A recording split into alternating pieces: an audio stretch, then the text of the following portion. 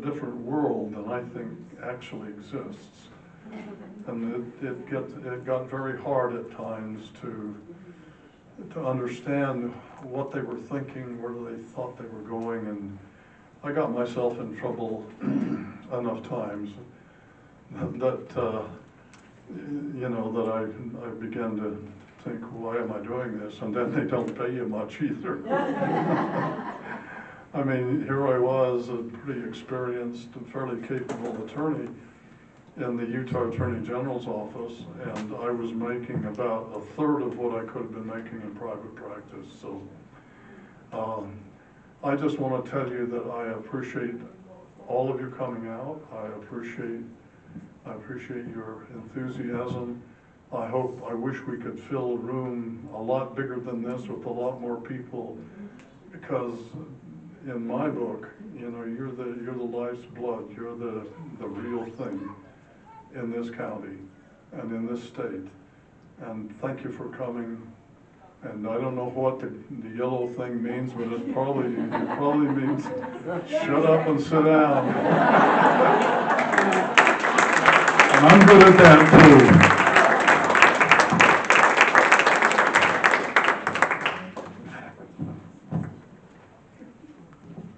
We have 5 members on the board and 5 more. So I don't know if people want to stay late or if people want to keep their comments to 2 minutes instead of 3. But I just want to let everybody. The library closes at 6.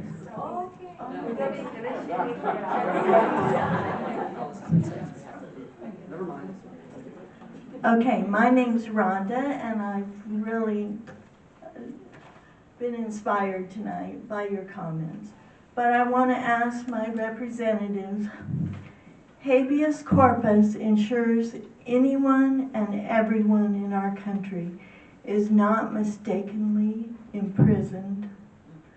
Our president openly and admittedly broke this law. Why isn't Congress acting on his illegal actions and impeach him? Yeah.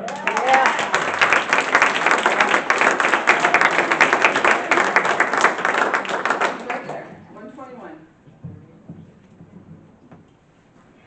Hi, my name is Allison Galing, and when President Trump was elected for his first term, I put my head in the sand. I just couldn't watch the news anymore. I didn't listen to the news very much, and frankly, I'm still that way. But the one hopeful light is listening to PBS and NPR. And as you probably know, their funding is in trouble. So as you think about ways to support your points of view, I hope that you will consider supporting honest journalism. Our nation's in peril in a number of ways, and one of them is that our access to true information is getting squelched.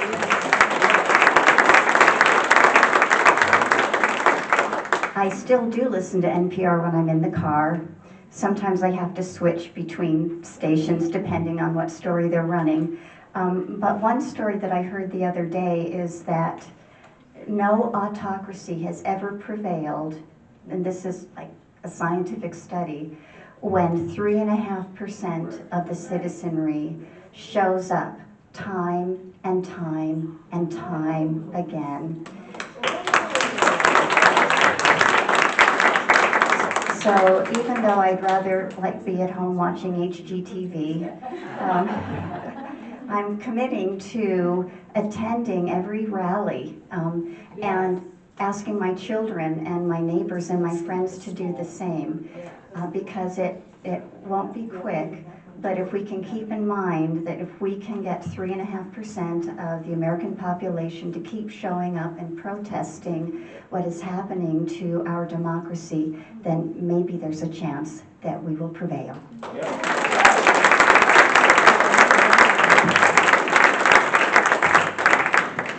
Show up in numbers.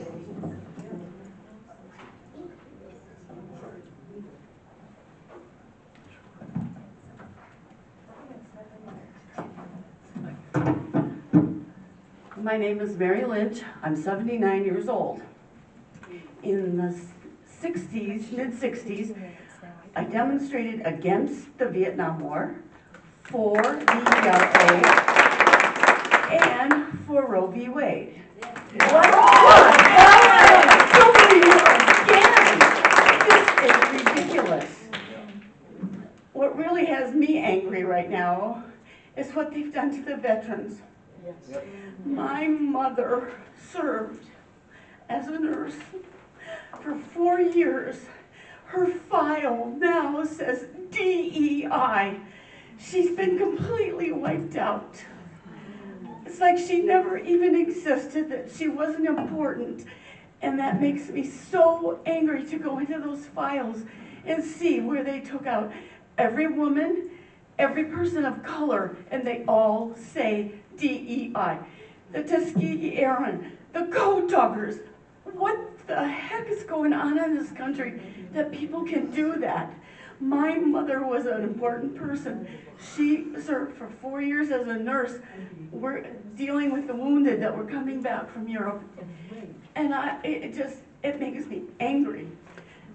And I also was a victim of one of the riots that I wasn't even in. And I was walking down the street and was shot with a rubber bullet by the National Guard that was trying to break up somebody, and they thought that for women in skirts and heels and hose were protesters. And we were on our way to work, back to work from lunch.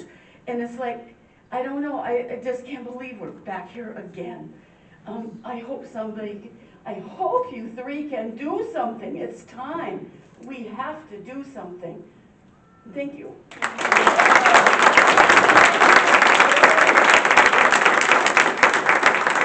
We are shortening the time to 2 minutes at this point, so everybody can get a chance. Thank you.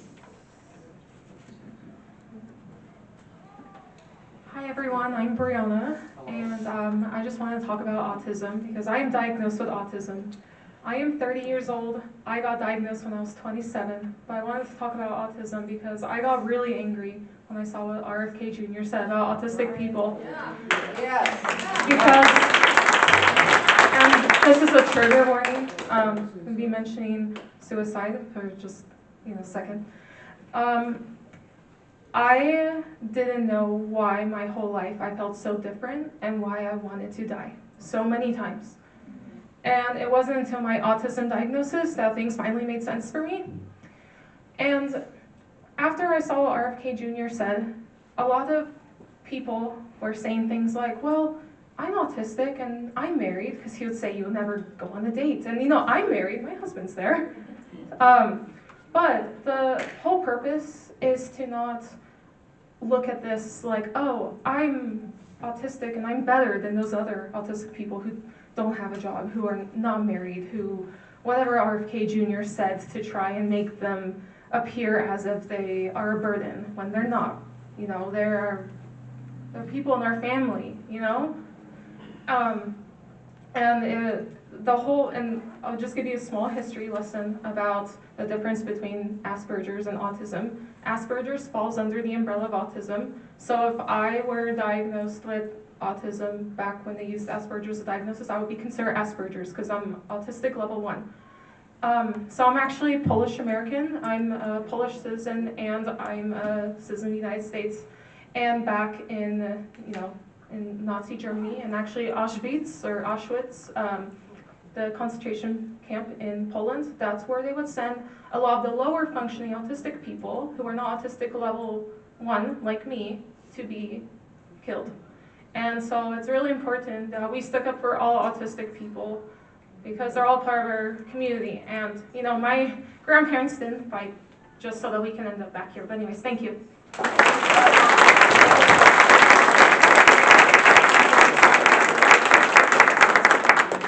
I'm Michelle Manriquez, and I wasn't going to talk because I thought somebody else would talk about it, but nobody did. I want to talk about Social Security.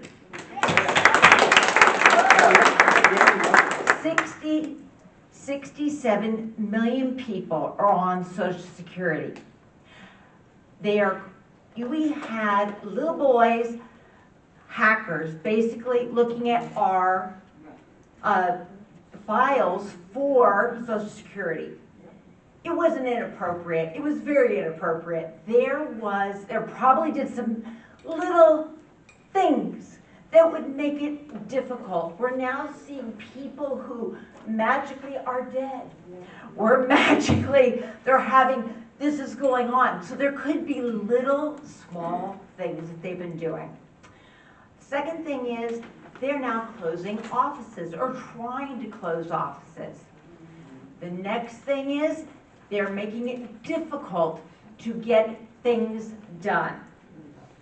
My concern is wildly concerned about Social Security is not going to be around. That if they make it so difficult to get things done, to get help, what are they doing that? Why are they doing this? I know why, or at least I'm pretty sure why. They want to privatize it. Because our medical insurances does a great job. So let's privatize Social Security. Isn't that what they want to do? Yeah. Because it makes no sense. Why would you do something that works? And they'll say, I had a gentleman on the line. He said, I'm a Republican, but all these horrible things, they're fraudulent abuse. But the reality is, most people, it works. We get what we need. We get our checks. The minute I gotta go, you have a nice day. Can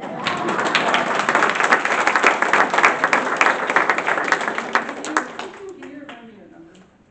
118. 118. Sorry. I just want to make sure I'm still on track. So 130. Okay, I'll make my comments really brief.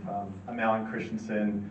I'm a public health professional that works actually at a different state, but have seen over the several months the impacts on a personal level with the teams that I supervise, and the things that we're continually trying to fight for to support both on the state but also the federal end. I think just the main thing that I wanted to call out today, I think, is just reminding our representatives about the importance of listening to the minorities. And I think in a lot of general terms, but I think the minority of political parties within our state here. I think that there's a reason why we believe in this country, we believe in the Constitution, we believe in a lot of things that make our country the way it is. And so just that the fact that even though, for whatever reason, that you don't show up, I think you have a team and teams that work with you that can be here, that can be on virtually, that can do those things to show that your constituents do matter, that you are listening to their voice, and just really taking that into consideration that it may go against the grain of what the majority here is in this state, but it still is important, and that the input and the feedback of this really does impact the health and well-being. It helps, our economy. It helps the things when we're getting a complete perspective to help us make more informed decisions. So going forward, I hope that at least from this insight that you will take in consideration and make actions to really show that you really are listening to the people. Thank you.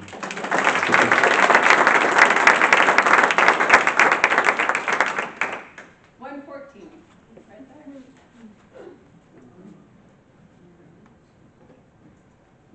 Hi, my name is Diane Bracey, and I am listening to everyone today talking about all the different issues, whether you're talking about child care, Social Security, the Ukraine, or Putin, all these things. There's all these different subjects that have been raised today, and the thing that struck me is all of these things impact something that is supposed to be really important to all Americans. And that's our security. Yeah. That is our military security, because everything is interrelated. If you're not taking care of your citizens, if they're not strong and able to serve our country, then what happens to our military? And everybody here, maybe some people more than others, but certainly the Republicans, they are all like, thank you for your service. Oh, we need a strong military. But their actions betray that. And I just would like our representatives to know that. Thank you.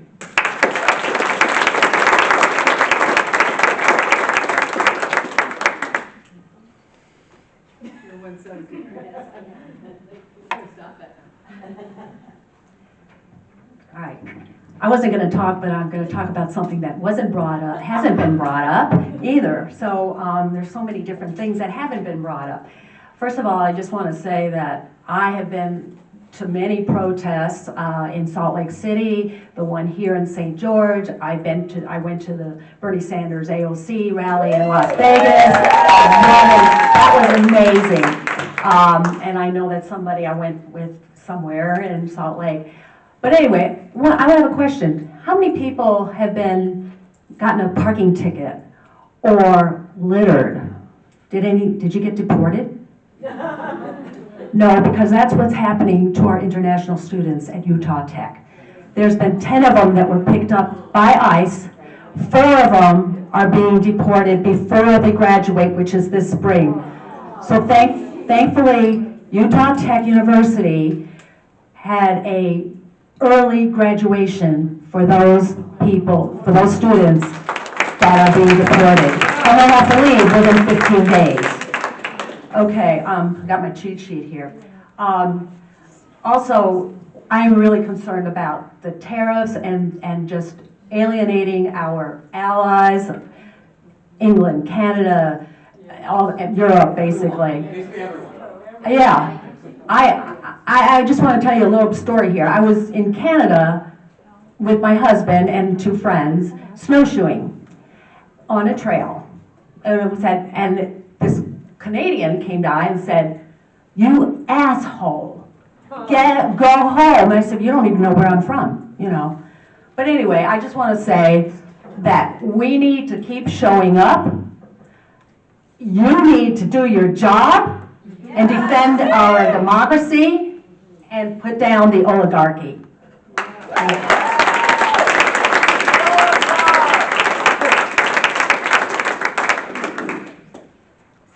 So we're really getting short on time. I'll be 30 seconds. Okay, perfect. 30 seconds. So 120, and then just 120 is left. I promise you I will only be 30 seconds.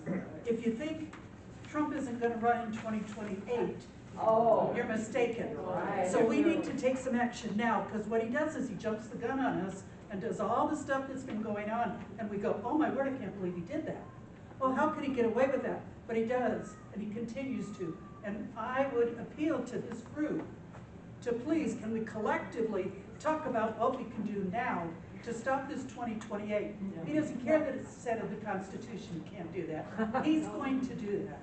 Thank you.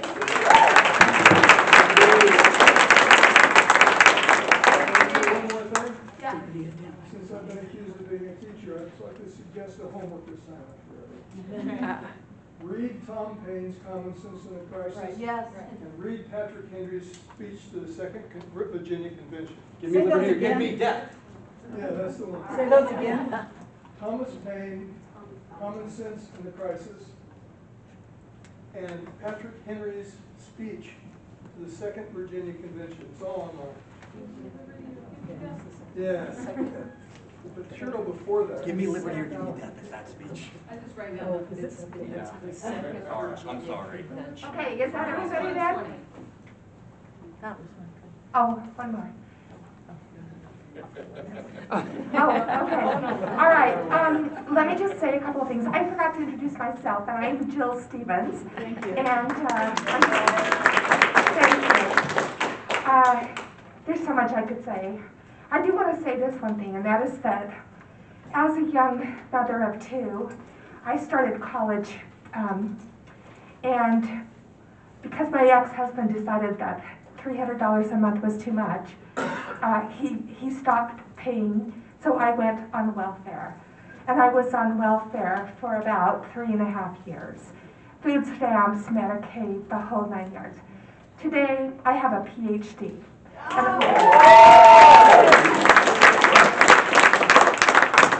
So, for me, welfare helped me so that I could get my family out of poverty forever, and both of my kids have obtained college degrees.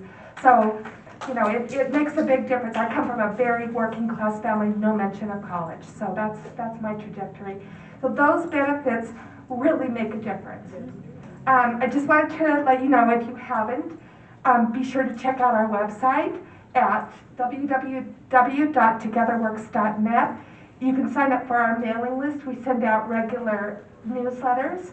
Watch for the May 1st information. We're going to rest the rest of the weekend, but then we're going to be back at it, and we will be putting an announcement out for May 1st. So watch for that. And then if you're interested in being on our planning committee, just come and see me afterwards, or send me an email at jill@togetherworks.net. And thank you so much for coming today. You know, so many people asked us what we would do if they didn't show up, and I said, I trust these people, and you guys blew me away. You're wonderful. Thank you.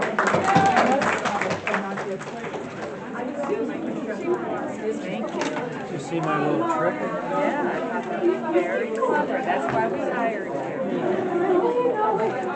Very good. Very good time. Thank you.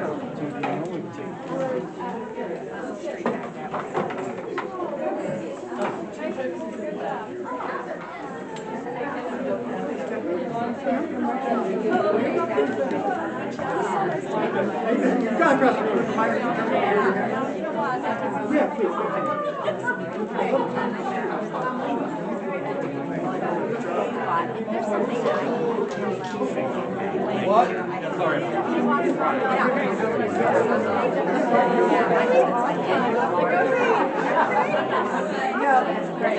Yeah, we're just, you know, I've been to Washington.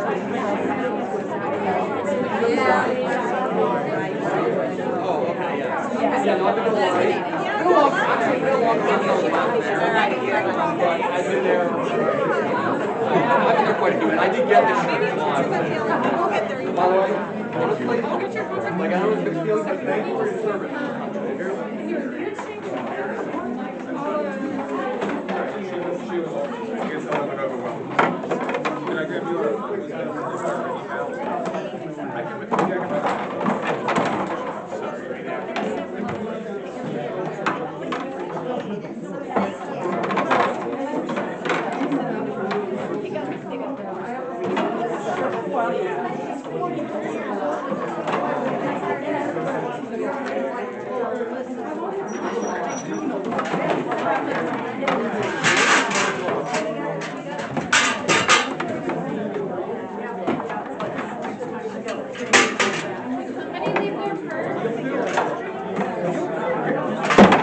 Sorry about that.